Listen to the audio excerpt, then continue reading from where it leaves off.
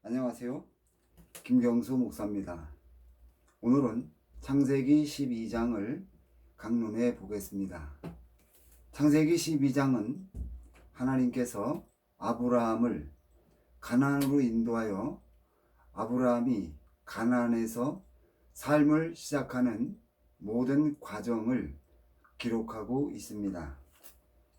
창세기 12장 1절에서 하란 땅에서 하나님이 아브라함에게 너는 너의 본토 친척 아비집을 떠나 내가 네게 보여줄 땅으로 가라고 말씀하셨는데, 본절에서 하나님이 보여줄 땅은 후에 하나님이 아브라함에게 주신다고 약속한 땅을 가리킵니다.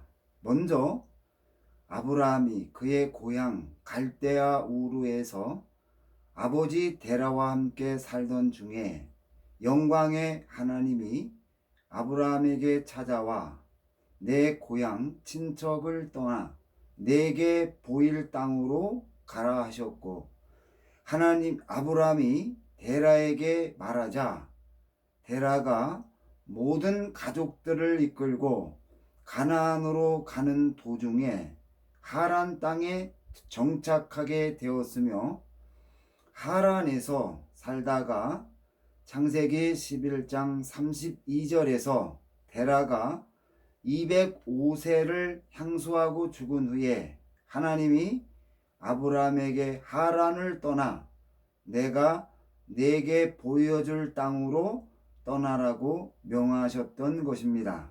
따라서 창세기 12장 1절에서 하나님이 아브라함에게 떠나라고 말씀하신 것은 두 번째 명령인 것을 알 수 있습니다. 그러면은 아브라함은 하란에서 얼마의 기간 동안 머물렀을까요? 성경에서 아브라함이 갈대아 우르에서 살 때와 하란에서 살 때의 모습을 상세히 기록하지 않았지만, 하나님의 구속 역사에서 하란은 아브라함과 야곱에게 매우 중요한 장소였습니다.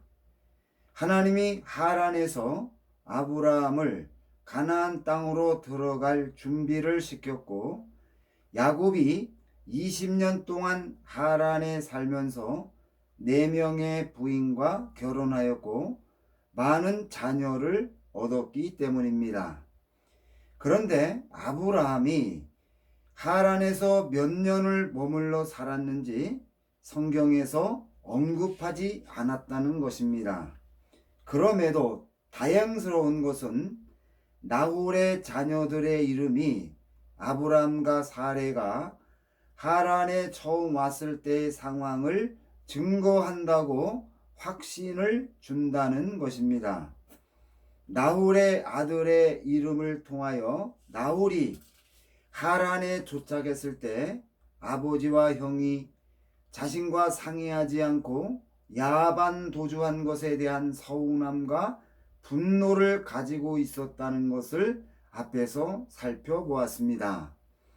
이러한 증거를 근거로 판단하면 데라가 죽은 후에 아브라함이 가나안 땅으로 떠났기 때문에 나홀의 입장에서 본다면 감정적으로 슬픔과 서운함을 주체할 수 없었으며 이러한 감정을 남겼을 것이라는 확신을 가지게 합니다. 나홀의 아들들의 이름을 살펴보면 첫째가 우스인데 의논이라는 뜻이며, 둘째가 부스인데 멸시함이라는 뜻이며, 셋째가 그무엘인데 하나님의 물이라는 뜻이고, 넷째가 게셋인데 왕성하다는 뜻이며, 다섯째가 하소인데 환상이라는 뜻이고, 여섯째가 빌다스인데 강철이라는 뜻이며, 일곱째가 이들랍인데 통곡이라는 뜻이며, 여덟째가 부두엘인데 하나님의 집이라는 뜻입니다.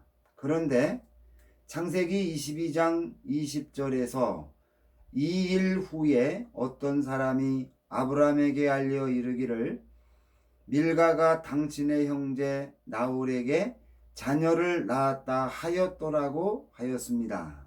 본절은 밀가가 낳은 아들 가운데 부두엘은 아브라함이 하란을 떠나 가나안에서 살 때 태어났다는 것을 나타내고 있습니다. 그리고 나홀의 일곱째 아들 이름이 통곡이라는 뜻을 가진 이들랍이라는 것은 아브라함이 일곱째 아들을 낳을 때, 즉 하란을 떠나 가나안 땅으로 갔다는 것을 가르쳐 주는 것이라고 판단이 됩니다.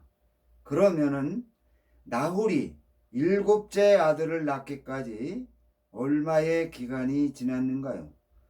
창세기 29장 31절부터 30장 21절에서 야곱이 하란에서 처가살이를 할 때 야곱의 부인 레아가 7명의 자녀를 7년 동안 낳았다고 증거하였습니다.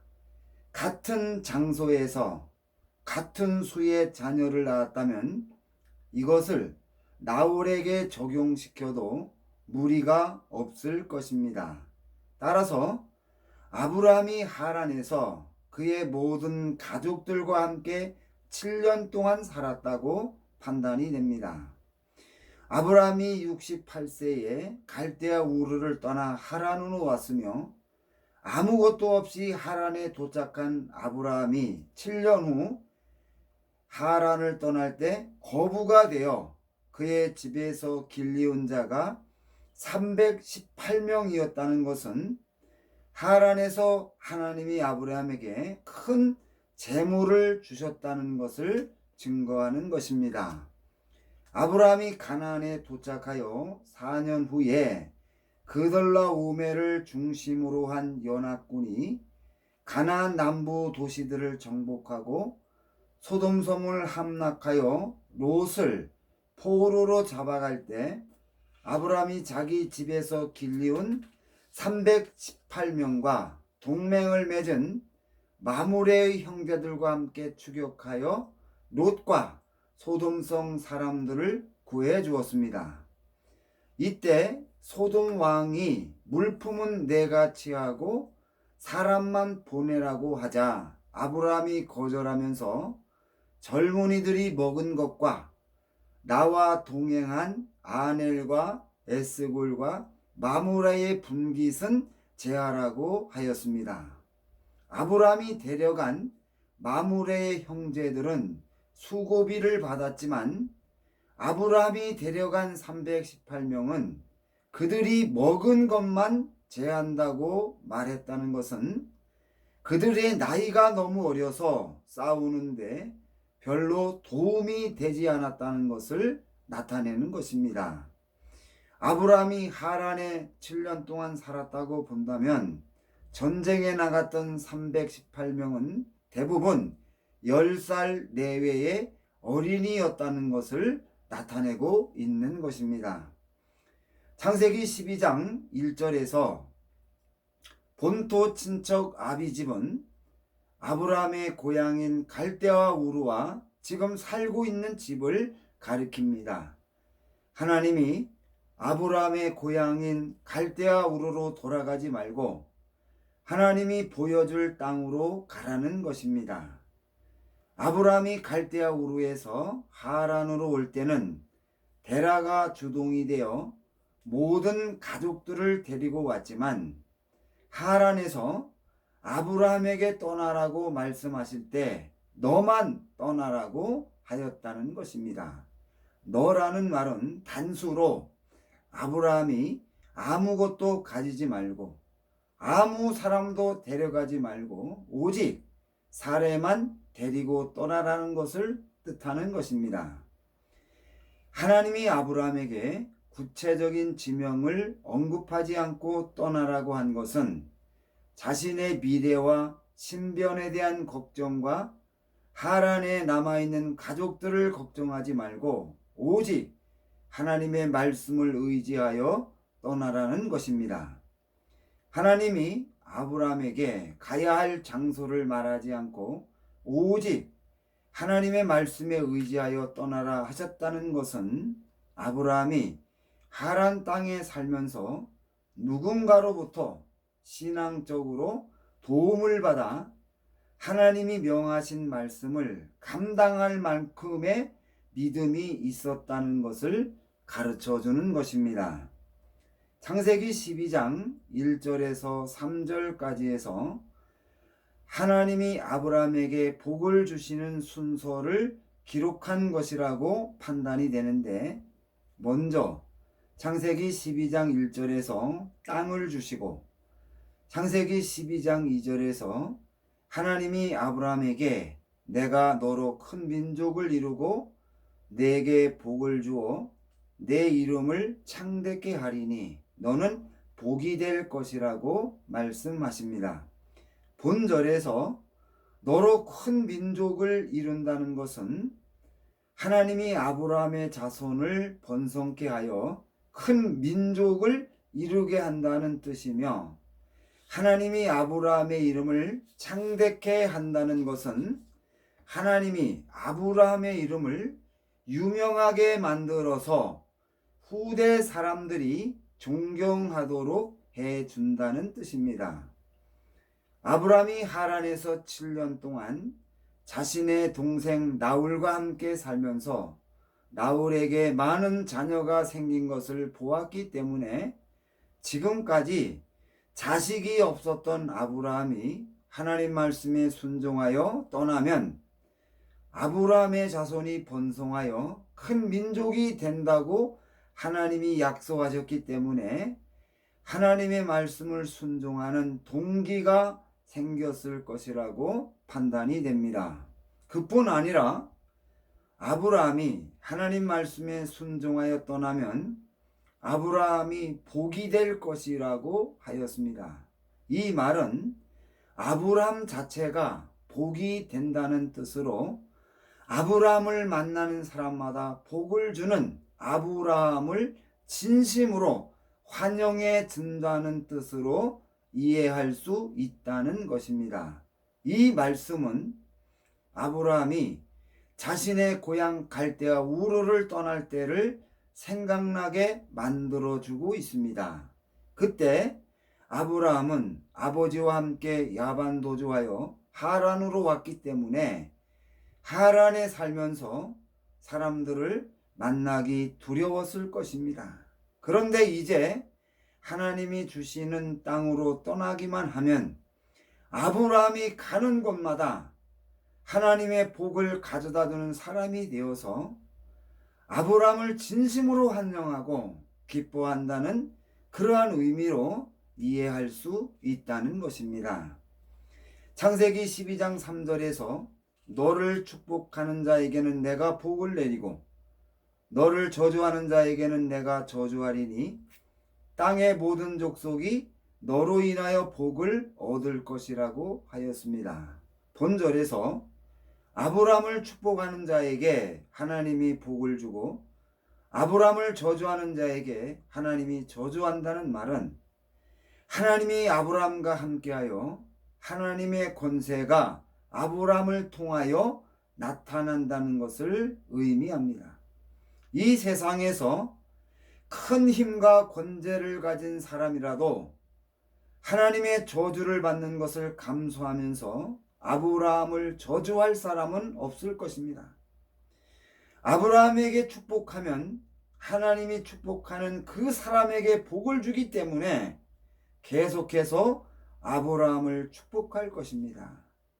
이 말씀을 깊이 생각해 보면은 이 세상 사람 누구도 아브라함을 저주하거나 대적할 수 없다는 것을 나타내는 것입니다.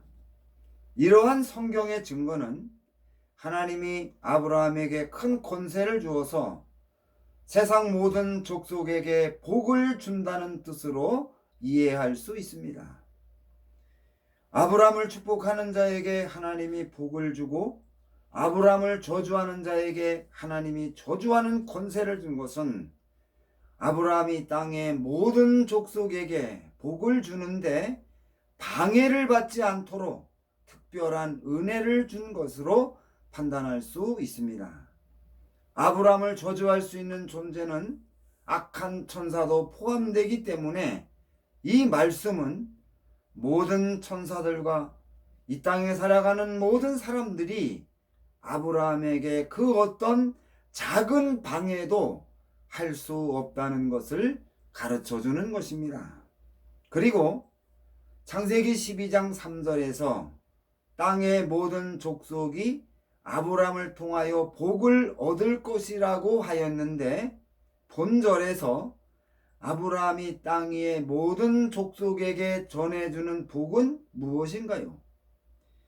창세기 9장 1절에서 하나님이 홍수 심판 후에 노아와 그의 아들들에게 복을 주셨는데, 셈이 하나님을 반역하고 그의 형제 함과 야벳이 동조하였으며, 노아의 부인과 자부들이 사탄 숭배를 집안에 끌어들이므로 하나님과 멀어졌고, 노아와 그의 아들들은 하나님이 주신 복을 받을 수 없게 되었습니다.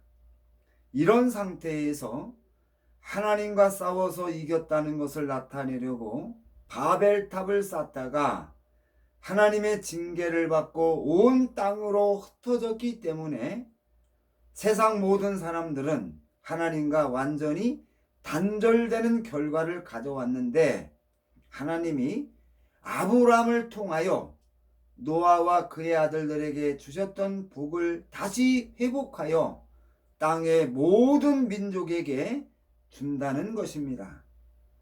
사도 바울이 이방 민족과 나라의 복음을 전하여 하나님의 복을 전해줄 수 있었던 것은 예수 그리스도가 십자가 위에서 죽으심으로 사단에 대한 승리가 있었기 때문에 가능한 것입니다. 마찬가지로 하나님이 아브라함에게 땅의 모든 족속이 아브라함으로 인하여 복을 받게 된다고 말씀하셨다는 것은, 하나님이 아브라함을 부르시기 전 창세기 11장과 12장 사이에서 예수 그리스도가 사탄을 이긴 것과 같은 하나님의 위대한 승리가 있었다는 것을 가르쳐 주는 것입니다. 하나님이 아브라함에게 땅의 모든 족속이 너로 인하여 복을 얻을 것이라 말씀하셨다는 것은 이제 새로운 시대가 도래했다는 것을 가르쳐 주는 것입니다. 노아의 자손이 바벨탑을 쌓고 흩어진 지 326년 만에 하나님이 흩어진 노아의 모든 자손이 아브라함을 통하여 복을 받을 수 있는 길을 열어 주셨다는 것입니다. 창세기 12장 3절에서 중요한 것은 아브라함이 주인공이 아니고 땅 위의 모든 족속이 주인이라는 것입니다. 주인공이라는 것입니다. 땅 위의 모든 족속에게 복을 전해주기 위하여 하나님이 아브라함을 도구로 선택했다는 것을 나타내고 있습니다. 따라서 아브라함의 손에 땅 위의 모든 족속의 생명이 걸려 있다는 것을 강조하고 있습니다. 하나님의 이러한 말씀에 아브라함이 순종하였습니다. 아브라함이 여호와의 말씀을 쫓아갔고 롯도 함께 갔으며 하란에서 모은 모든 소유와 얻은 사람들을 이끌고 가나안 땅으로 떠났다고 했습니다. 아브라함이 하란에서 많은 재물을 모아서 롯과 함께 떠났다는 것은 아브라함이 하란에서 7년 동안 살 때에 하나님이 아브라함에게 많은 물질을 주셨다는 것을 증거하는 것이며, 아브라함이 하나님의 말씀에 의지하여 떠났다는 것은 아브라함이 하란에서 하나님을 의지하는 훈련을 받아 하나님의 어려운 부탁도 순종할 수 있는 믿음을 가진 사람으로 성장했다는 것을 가르쳐주는 것입니다. 이러한 정황은 아브라함이 갈대아 우르를 떠나 하란에 도착하여 살면서 하나님의 말씀에 순종했을 때 많은 보상을 해주므로 이후에 하나님이 명하시는 말씀에 순종하면 많은 복을 받는다는 것을 피부로 느낄 수 있도록 은혜를 주었다는 것과 누군가 아브라함을 믿음으로 양육하여 아브라함이 하나님의 말씀에 순종할 수 있는 믿음을 가질 수 있도록 만들어 주었다는 것을 나타내는 것입니다. 아브라함이 갈대아 우르를 떠나 빈손으로 하란에 왔는데 하란에 거한 지 7년 동안 하나님이 아브라함에게 큰 복을 주어서 거부가 되지 않았다면 아브라함이 하나님의 말씀에 순종하여 하란을 떠나는 것이 어려웠을 것입니다. 아브라함이 하나님의 말씀에 순종하여 가나안으로 떠날 때 나이가 75세였고 창세기 12장 5절을 자세히 살펴보면 아브라함의 순종에 많은 문제가 있는 것을 알 수 있습니다. 하나님이 아브라함에게 하란을 떠나라고 말씀하실 때 단수를 사용하신 것은 아브라함과 사레 단 둘이서 떠나라는 것입니다. 아브라함은 자기 조카 롯과 모든 소유와 하란에서 얻은 사람들이 끌고 떠났다고 언급한 것은 온전한 순종이 아닙니다. 아브라함은 자신이 순종하기 어려운 것은 제외시켰습니다.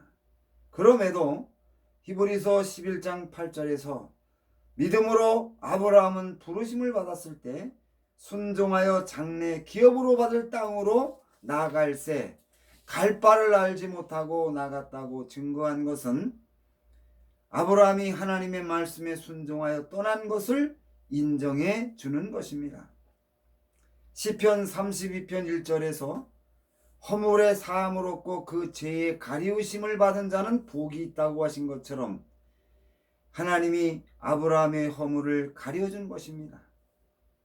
하나님의 말씀에 순종하여 떠난 아브라함의 믿음을 보시고 순종이 불완전하더라도 아브라함의 허물을 덮고 최고의 순종으로 인정해 준 것입니다. 이 말씀은 오늘 우리에게 큰 용기와 위로를 주고 있습니다. 성도가 하나님의 말씀에 온전히 순종하면서 살려고 해도 실패할 때가 많다는 것입니다. 그러나 성도의 순종이 온전하지 못하여 열매가 적어도 하나님이 우리의 마음과 중심을 보시고 우리의 허물과 실수를 가리워 주시고 하나님이 기뻐하시는 순종으로 인정해 주신다는 것을 오늘 우리에게 교훈해 주는 것입니다. 아브라함이 모든 일행을 이끌고 마침내 가나안 땅으로 들어갔습니다. 아브라함의 일행이 마침내 가나안 땅으로 들어갔다는 것은 가는 도중에 많은 어려움을 겪은 다음에 비로소 가나안 땅으로 들어갈 수 있었다는 것을 나타내는 것입니다. 만약에 아브라함이 하나님의 말씀대로 온전히 순종하여 두 사람만 가나안으로 떠났다면 아브라함에게 어떤 어려움 없이 수월하게 도착했을 것입니다. 마침내라는 말은 온전히 순종하지 못한 것에 대하여 큰 대가를 지불해야 했다는 것을 가르쳐주고 있으며 자신의 마음에 맞는 것만 순종한 아브라함이 앞으로 가나안에서 살 때에 신앙적으로 많은 문제가 생길 수 있다는 것을 암시하고 있다는 것입니다. 아브라함이 가나안 땅에 들어왔을 때 그 땅에 원주민들이 살고 있었습니다. 창세기 12장 7절에서 하나님이 아브라함에게 이 땅을 내 자손에게 준다고 하였습니다. 창세기 12장 1절 2절에서 하나님이 아브라함에게 말씀하실 때는 분명하게 아브라함을 지칭하셨는데 창세기 12장 7절에서 아브라함이 제외되고 아브라함의 자손으로 바뀌어졌다는 것을 알 수 있습니다. 이 말은 하나님이 아브라함이 사는 당대에 가나안 땅을 주지 않고 미래에 태어날 아브라함의 자손에게 준다는 것을 의미하는 것입니다. 하나님이 이렇게 말씀하신 것은 많은 어려움을 겪고 마침내 가나안 땅에 도착한 아브라함을 화나게 만드는 것이며, 하나님이 아브라함을 속였다고 판단하여 하나님의 신실하심에 이의를 제기할 수 있었던 장면입니다. 이러한 일이 생긴 것은 하나님이 아브라함에게 내가 네게 지시할 땅으로 가라고 말씀하셨을 때 아브라함이 하나님 말씀에 온전히 순종하지 않고 롯을 데려갔기 때문에 나타난 결과입니다. 창세기 13장 15절에서 롯이 아브람을 떠난 후에 하나님이 보이는 땅을 아브람과 아브람의 자손에게 주리니 영원히 이르리라고 하였기 때문에 창세기 12장 7절에서 아브라함이 빠진 것이 롯 때문이라는 것을 가르쳐 주고 있습니다. 이 말씀은 아브라함과 롯이 함께 산다면 하나님이 아브라함에게 한 약속을 성취하는데 롯이 큰 장애물이라는 것을 증거하는 것이며, 아브라함과 롯이 얼마나 친밀한 사이인지를 가르쳐 주는 것입니다. 창세기 12장 8절에서 거기서 베델 동편 산으로 옮겨 장막을 치니 선은 베델이요 동은 아이라.